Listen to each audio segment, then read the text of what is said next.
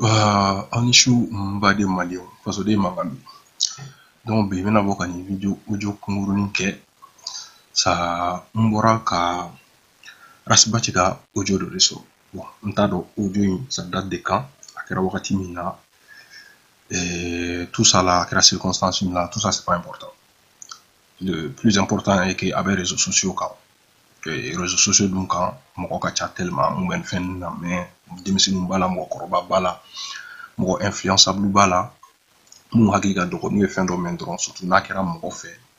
ou dana dalé no mo nga mo to ma bo biso nga ko no ke donc c'est ça le plus important là, en fait. Donc bora kani audio ni ça m'a perturbé ndabari bana donc ma femme chogoshi donc effectivement d'abord mon code donc mena kala awere kala mais je me suis permis de faire un petit montage avec l'audio là ka arasibati fire ka makambla mun funa avec les réseaux femmes polio bi arasaka na boraka fendo ka arasaka ka dingu tout ça là que tu ne fola du tout donc maintenant compilation donc avec les propos de Rasta ni audio misro après je vais un peu parler de hakina di akoka donc anga audio ni na men folo donc après je vais un peu parler de hakina daka.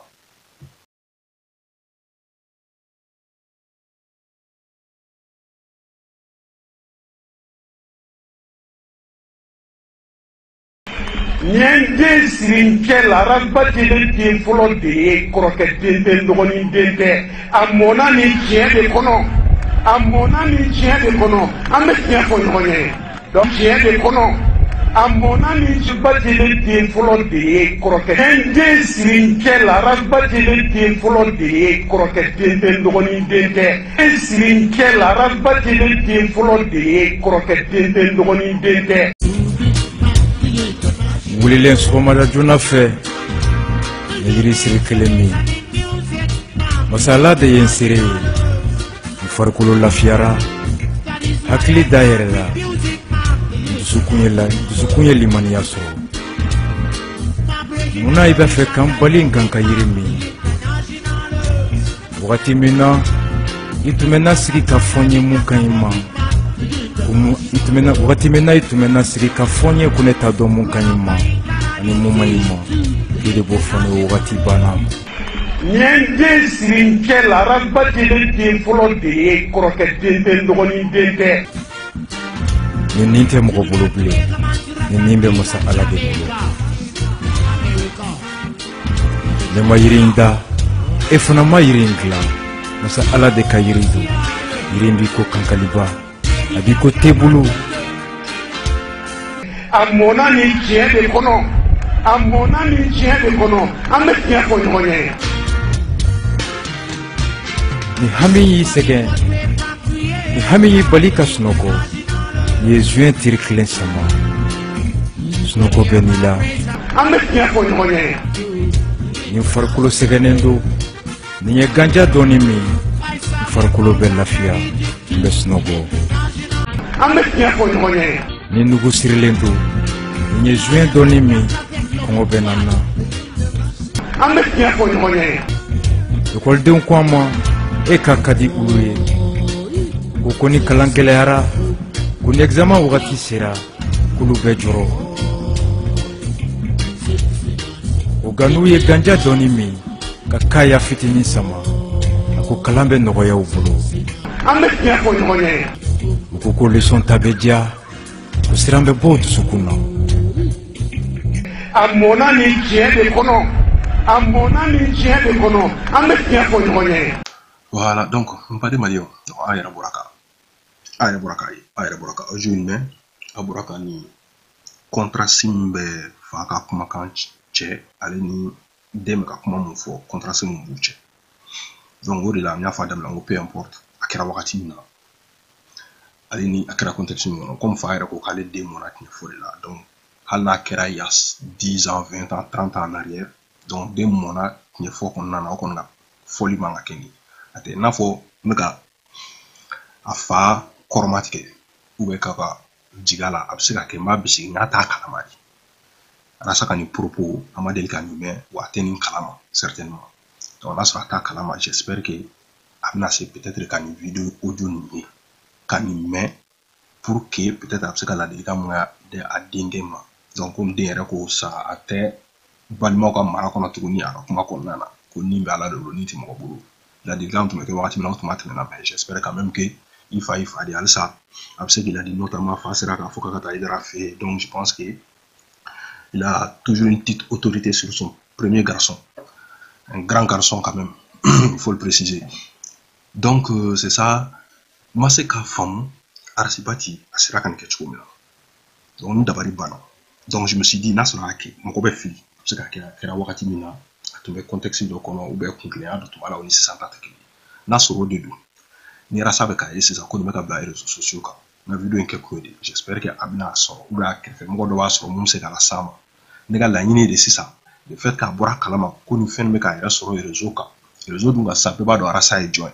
be ba do alamene do chukumina be ba do mo chamagene ku jigida ka chukumina donc ni propose ku bla la réseau ka sa ko arasa kuma ado adatelente mo ta ra kira wakati na tout ça donc mo chamambe ya de forte chance que mo chamambe mum be ka arasa sui ni passion donc amana fen fo dola mo do ka siga ni kewale waleya ka darasa ka kuma kan ça avec mon faux promotion de drogue promotion de drogue quand avec moi que moi ba do ta bota donc or beba don juin mai hani mo do ba fo ko avec thérapie but thérapeutique bala to la ja avec frakeli ke mamana ngana yoro do la jamana do la autorisé do mais juin mai a minima ni se yere tanga mai kan yere tanga ma sa be mo ay fa do mo chama nga jamana yere ka ne yere do ba jonjon be juin fa do mo mina yere ba tiki do ka to dimsi nyanya mala kenema mba fu mo to menye wa fe akewa akechiko koso ka tla ka ke fa de sako e fa to mana kan fola fini ko dona ba mako kono benno don bo don ba jonjon donc net se ka me ko mo be ka jon juin mangu to ke tanto ko nganda do ka donc ko nke kunoyi se ka ave dimsi ndo kishi donc arasa ka bo ka video doke ka fili ira malion na akanumba wula anofe mo wula abaduna nyini munke ni mfilila ayin soro wakati ni konana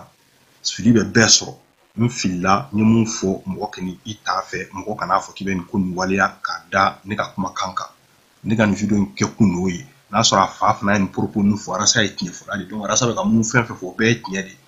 oduma kan fo donc ko abaka nu fo fo na etni de donc mo ka tunu ko arasa afaf na ka arasa la sika kuma fe arasa bo iga video ke ka fo jamaana fili di so ni ko inkera ki to demisina de kono wa nda do akera ki to mo na fo fili so na segin ko kana fo jamaana mo kana ni sirayinta ala ka ke o ka ke ko en fait o hakili ku soro ko ke wala sa mo do ka ka kishi juin toroma o koso san kuma kan nga farin ko amma jamana kono amma demseni ma orola demseni mu influençable no surtout mali ko nana bibina beba do mu malla demseni mu be chuko mina korole kuma to luka tuka kanum baka ba makame ko be kan no na fo juin ma donc abna juin ja mbo ya be juin kan no mbola est-ce que ara sare ma de ka fa vidéo de la demseni be